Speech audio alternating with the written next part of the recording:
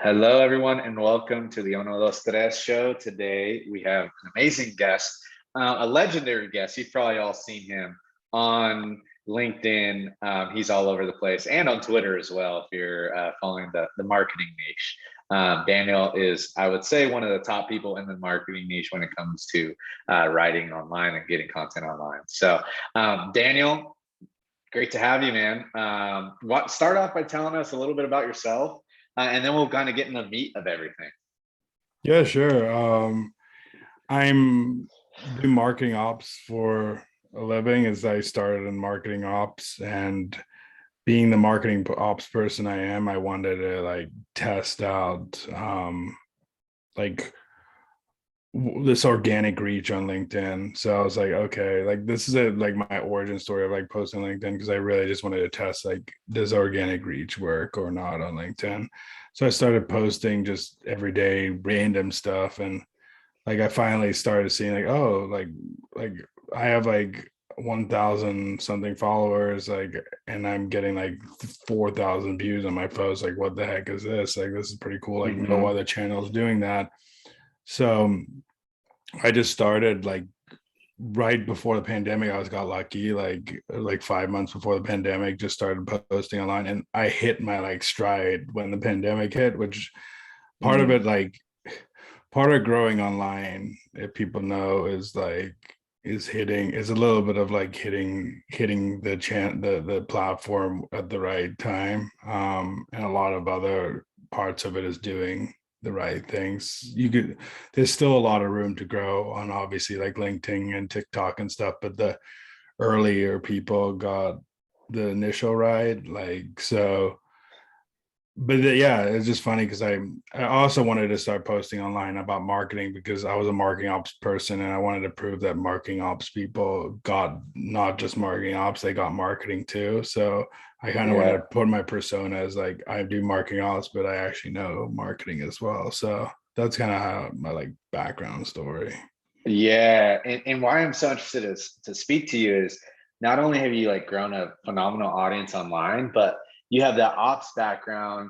And so I'm a big fan of systems, right? Not goals, but how do you create systems so that you're consistent, all that stuff we always hear. But and that's why I think today what we'll talk about is really honing in on the systems to put in place when trying to build an audience. Mm-hmm. Right, because we all know it's not post once and then it happens. It's a work in progress. So I want to get into your genius mind here, Daniel, and talk about this. So that's kind of the theme of today. But let's start with Uno here. What's one thing you think people should focus on when creating their content online? Yeah, actually, I'm going to start with one, and that will lead to another. I Okay, think perfect. the first thing that people should do when they start creating content online is start deeply consuming what your audience wants. Start looking at the influencers, start looking at the people in your niche that you want to talk about, and what is working and what is not working.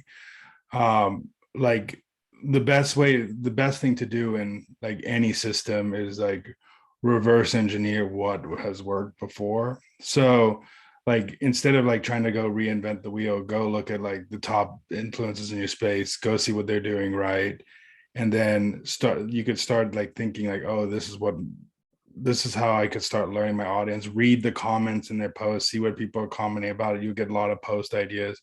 And then to follow on that is which goes into the whole audience, is you got to pick that niche that you want to be known for. So if you're in, let's say, sales, you don't want to just be okay, I'm the salesperson. You want to be oh, I'm the cold outreach person.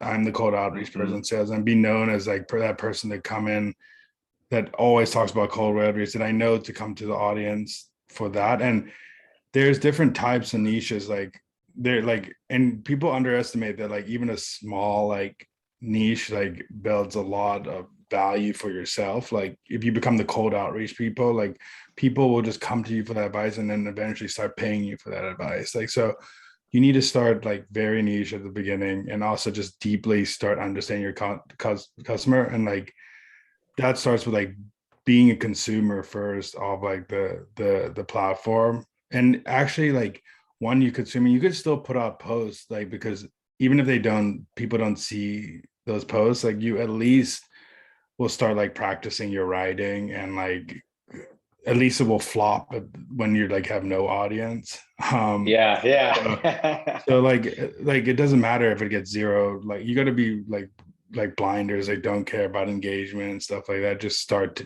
writing. But like the number one thing I would say is like go deep in understanding like what type of content your audience wants, and what type of content the platform wants. Like that's a big thing mistake people also make. It's like understand what type of content the platform wants as well. Like the platform like wants a certain type of content, so you got to post that type of content. Yeah, and that's we were talking about this earlier before we started recording, um, and a lot of people say that like focus on one niche and know it, but when they go to execute, they don't do it, right? Like, and it's it's one of these things I always see. Maybe, my theory is that, and I've done this too. I've been a culprit of this too, right? And it's like you try one thing and you only try one or two times and you get no traction, so you think that doesn't work at all, and then you're like, well, I'm going to go switch niches then because I'm bored of that one. It didn't do anything, right? Yeah, and the funny thing is, like, you wouldn't be bored of talking about the niche, like, if you're actually passionate about that topic. So pick a topic that you're like extremely passionate about, because you'll never get bored talking about it. Like, a lot of people I see posting online are talking about topics that like they are not passionate about talking about. So it's like it comes off in their posts too. So if you are like, don't just do cold outreach as your topic because it's a niche that needs to be filled. Do cold outreach because you actually love cold outreach. You want to teach people about it. You know a lot about it. You're passionate about it. That's a key to like being in the space. Like, and like one thing that I think you hit the nail on the head on is like there's the few like small amount of people that hit the nail on the head and start growing fast at the beginning, but a lot of the growth is like patience and consistency, like day in day out, like grinding, figuring out what works, what doesn't work, until like it finally does. Like, and that could be a 1 month process, that could be a 6 month process, but you got to have the willing to wait it out, like to see where it works. For me, it like took 4 to 6 months to do that, but everybody doesn't know that because they didn't see my 4 to 6 months of me doing that. So because I wasn't Mhm, getting any reach, so like the reach that mhm. I'm getting now. So Yeah, it's great that you say that because one thing I always like to say is that, like, you know what, if you have something that sucks, don't worry because people won't remember it anyways, right? mhm. People will forget about it. And if you have something that's great, guess what? Like, people will remember that. So don't worry about the shitty stuff because guess what? Like, the people won't remember it anyways. People are so focused on their own content, their own selves, right? That like that post, it's like whatever. Um, so it's very interesting. Another point here is like you were talking about being niche, and what do they say? The riches are in the niches, right? And so I think one thing here is like a lot of people may think like, oh, no one really likes this or wants to talk about this, and it's like if there's one person that is into that topic, most likely there's millions of people into that topic, right? Like if you And yeah, like it, and I'm sure. and to your point on that, it like you might be on the wrong platform, like, for that niche, like, so like there might not be a huge LinkedIn audience for that, but like there could be a huge Reddit audience or Twitter audience or TikTok audience. So like that's also something that people make a mistake on too, is like you have to be in places where your audience hangs out. So like if you're like, I'm on LinkedIn because marketers hang out on LinkedIn. I'm on Twitter because marketers hang out on Twitter. Like Mhm. so those are the reasons I'm on those platforms, because I know that they hang out there. But like if I'm looking for like cat lovers, I probably would be going to like Facebook groups Yeah. or TikTok or Reddit or something else where cat lovers hang out. So it's like you have to find the places where your audience hangs out too, because that's you like LinkedIn might not be your spot. But like that's also the key is like you got that's why I say at the beginning, like deeply consume like content and find where your audience is and know where they are, so you don't waste all this time like trying to like put out stuff and they're not there, like, and you feel Yeah. disappointed. So Yeah. Yeah. Yeah. Yeah, that's actually a really good point, right? Like you got to find the right sub language. It's every platform is like its own language, and you have to find which one of those is resonating with your topic, which is interesting. All right, Daniel, let's get into those here. 2 ways to differentiate yourself online. Why I'm asking this question is because a lot of the content at the end of the day is the same, in my opinion, right? Feel free to disagree with me, but like a lot of it's the same. And or it's something that people have it's not new. A lot of people have said it before, right? But it's the way it's said, right? And so what are really 2 ways for you when after you consume content we're starting to build that you like really try to differentiate yourself? yeah, I think one way is saying true to myself. Like nobody could be Yeah. me.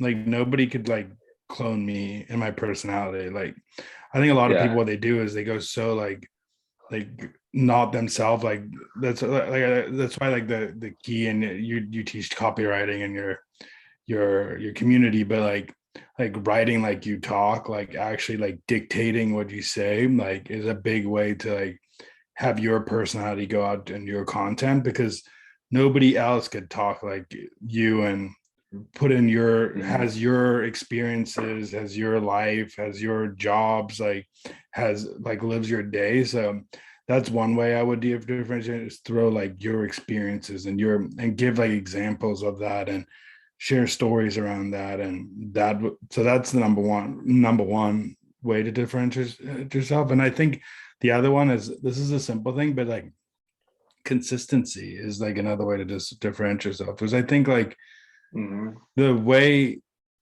like we said this earlier, like people don't really remember posts, but like they do remember that you post every single day. Like that's the difference. So like if you're top of mind and they see you on all these platforms, that's differentiating yourself, because you going above and beyond these other people who aren't doing it. Obviously, like the consistency, I like to use the line like B plus content, A plus consistency, because I really believe Mhm. like your content has to be above average to stand out. Like you have to have above average content that requires like a good hook in the first line. Like you have to use like good examples, you have to use good storytelling, you have to use good copywriting, but you also have to like the consistency part is like the part that like is where people left out. And consistency to me doesn't mean like every day. It means like being like 80 to 90% consistent, like posting. Like if you don't post, if Mhm. you post 90% of the days in a year, you'll be good. Obviously, if you want to be better than everybody else, you got to be there every single day. Mhm. But I don't think it's required to do it every single day to grow. There's just ways to grow faster, and ways to grow faster is I doubled down on like the posting every single day for like a year and a half, and that worked out for me. But that, like, I think like that's a thing. And then I'll add one more bonus to this. I would say that like test out different content on the platform that isn't being used, like, or test out different ways of using like I people like say stuff about me about like posting tweets, but I posted tweets like a year ago on the platform where people like dark black tweets, and You or like invented that, I feel like. yeah, I did that to stand out in the feed, and then that's how I started differentiating myself. And it's funny because I see other people doing that and they don't get the same impact because they're not known for like doing that. So Yeah, like yeah. you gotta be able to like have like something that differentiates your or your posting style or something like that. But like that's also thing. And then what going back to the point one is like that niche will differentiate yourself. Like being known for that X.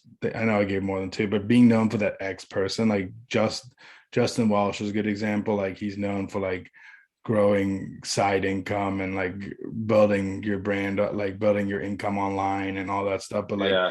that's because he like all he talks about is that like he knows the go-to person. Like Dave Gearhart is example B2B marketing. He always talks about B2B marketing. Yeah. He doesn't stray away from that. He's known as that. Like Nick Sharma is known as like the D2C guy because he only Mhm. talks about D2C and that's him. But like that's how they differentiate themselves because they post about like that one thing and that's all they post about. So they created carved out a niche for themselves. And that doesn't mean you can't carve out your niche as well. It's like that means like there's always space for other people to come in because there's not many. As much as you see so many people post online, there's only like 1% of like the people on the platform posting. Like that's just the rule of the internet. Like people, Mhm. it looks like a lot because 1% is a lot of people, but like there's 99% of people who aren't doing anything that are just Yeah. consuming. So Yeah. Yeah. Most are consumers, right? Which is like super interesting. That's one way to keep your head up too, is like, that I always tell people. I spread some stat the other day. Like even if you post once a week, you're like in the top 1%, as you mentioned, of people on LinkedIn in terms of like how often you post. And like you said, like once a week is not a lot, right? Um, and so as long as you stay consistent, right, you can do that.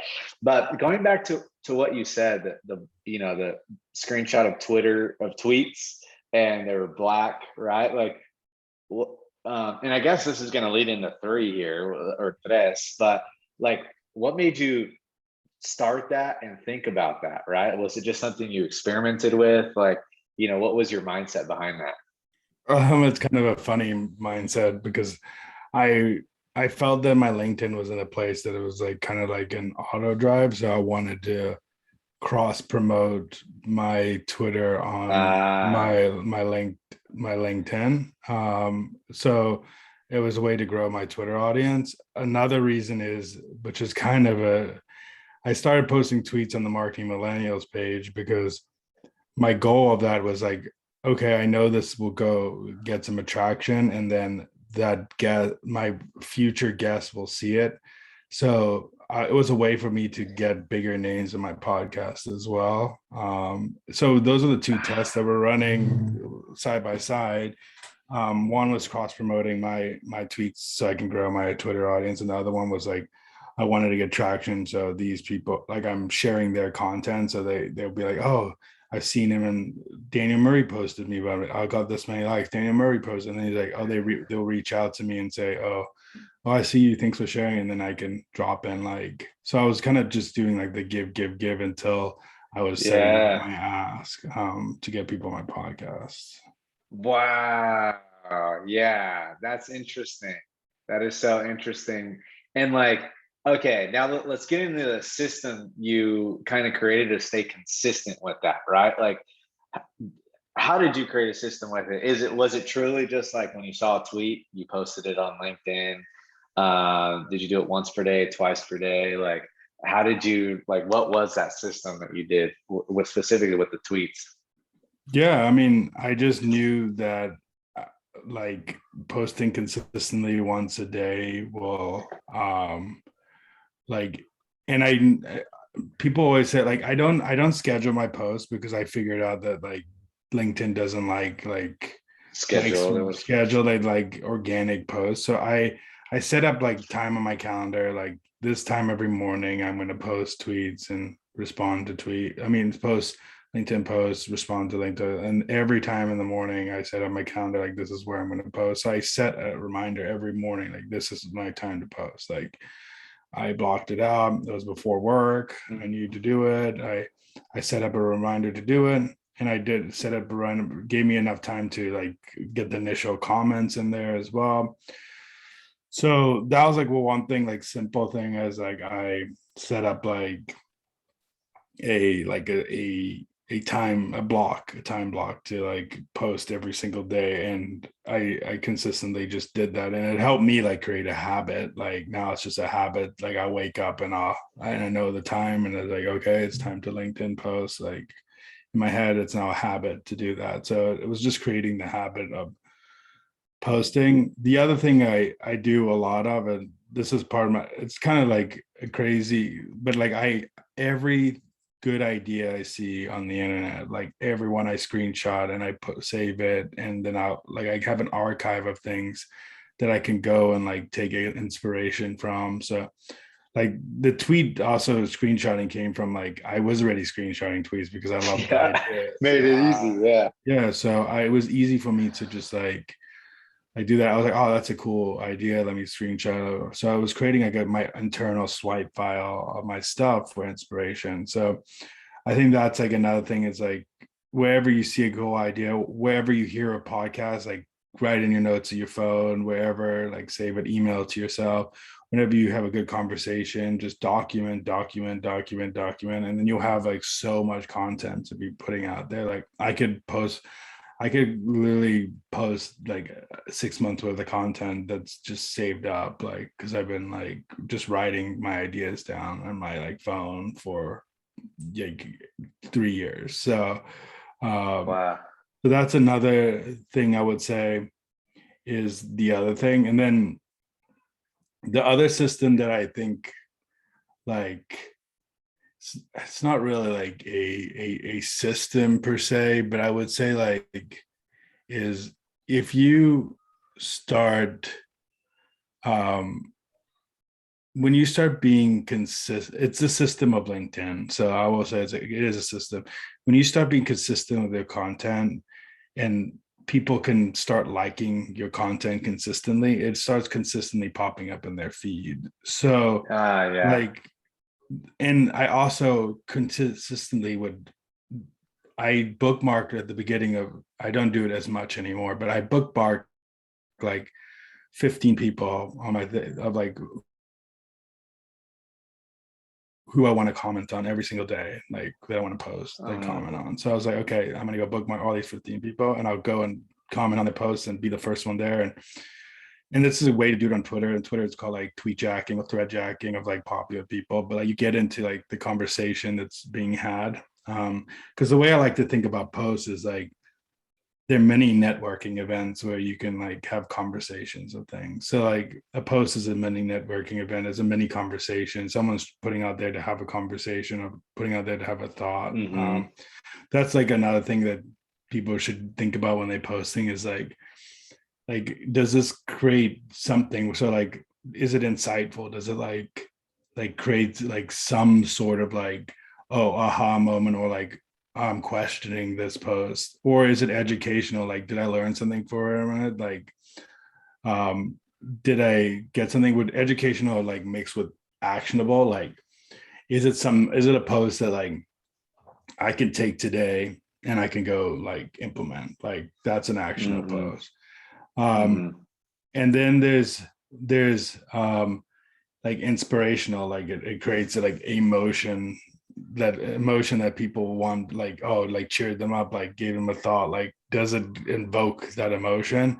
And if your posts do those things, they will bound to be successful. Like you just had like the game of social media is like it's not really a game, but the way social media works and the way like content works is like you have to like have emotion, like some sort of emotion. And the way to grow on LinkedIn and stuff like that is if you create content that's insightful, actionable, like and inspirational or educational, like people will share it, and that's how you grow. Like you grow through like the dark social, you grow through like Mm-hmm. people sharing your posts. The post, the way I've grown on LinkedIn the most is like I created something, it got like 300 400 shares of my post, and like that got me like 1,000 2,000 like followers, and it would be like okay, I kept Mm. creating this like flywheel of stuff. So a lot of it happens in like people screenshotting your posts and screenshotting your thing. Like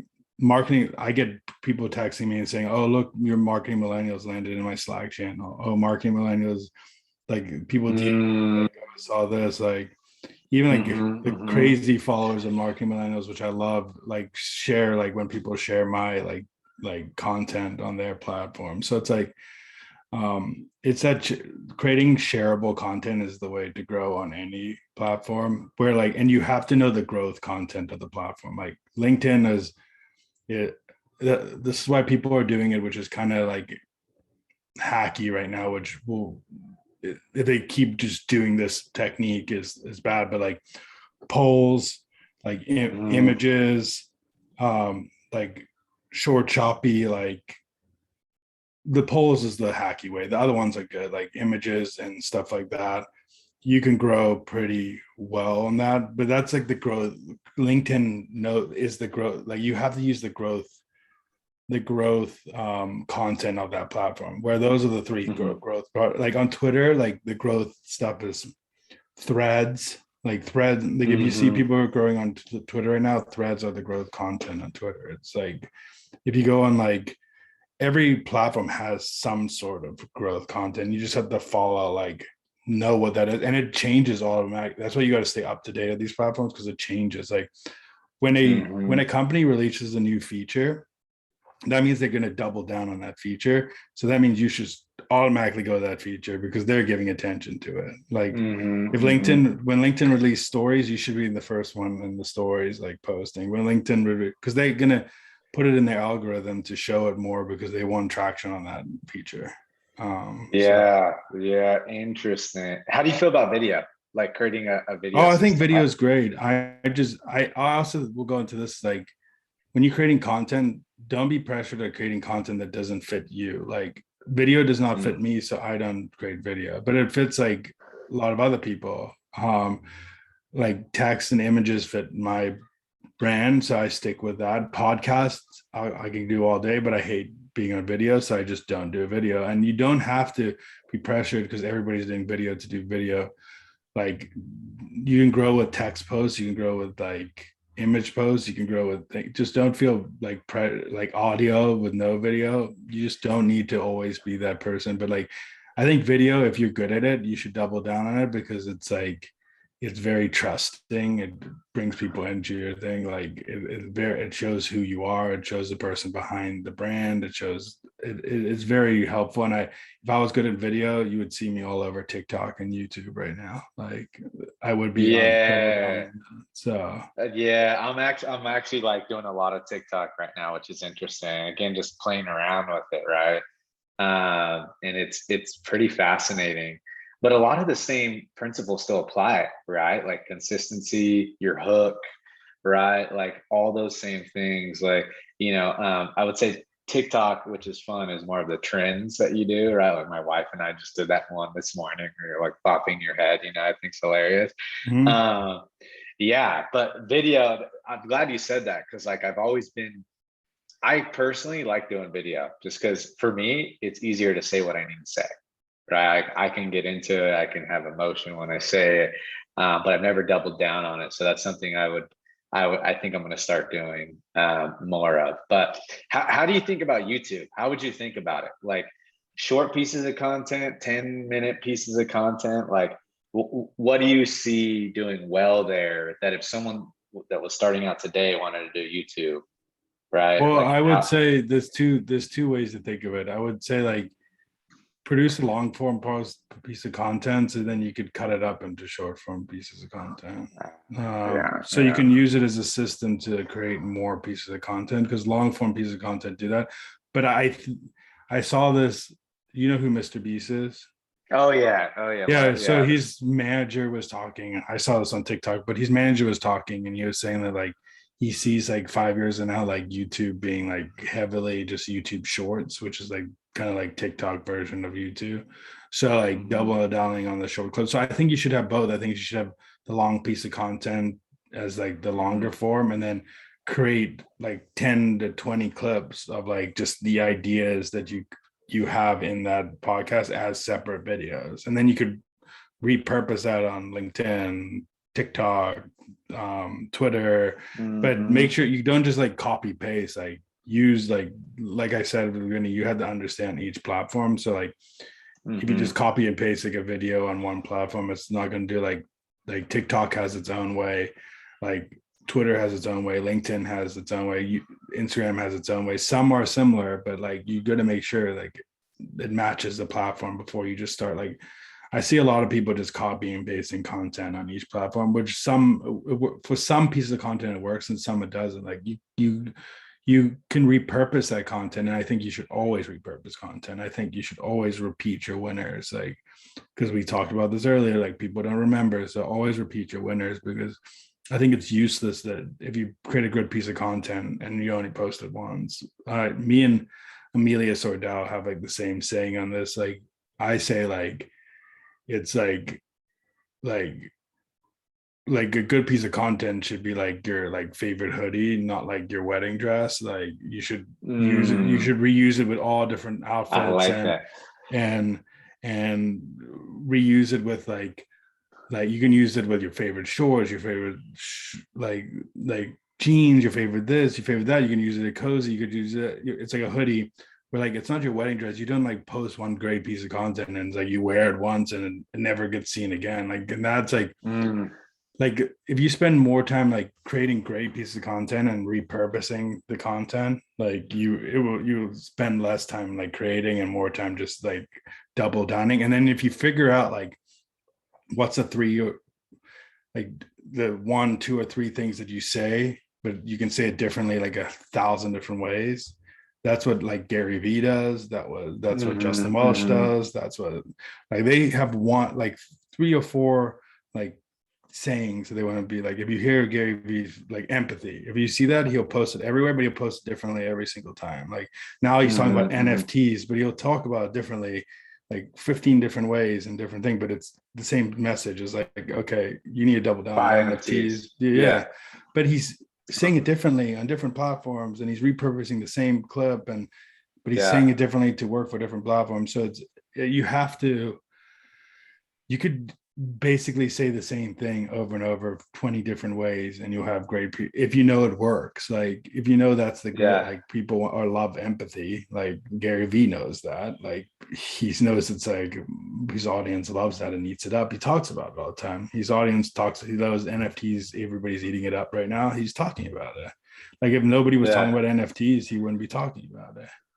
Yeah. Yeah. Yeah, it's and he started a wine company even then he called Empathy Wines. Like he even named his wine, his wine like that he started recently. I think he sold it. I'm not sure. Don't quote me on that, but yeah, it was even called Empathy. Um, well, man, Daniel, this has been amazing, man. Thank you so much. We are a few minutes over time here. Hope you don't mind.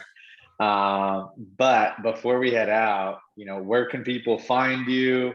Let people know where they can find you, let them know about your stuff so we can get Yeah, some people over there too. thank you.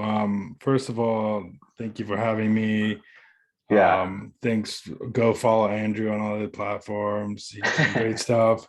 Um, if you want to follow me, I like to post marketing tips and tricks on like Twitter at dmer68. I like to post on LinkedIn. You could find me at Daniel Murray, and I have a fire emoji. If you want to know it's me, it's Daniel Murray on LinkedIn.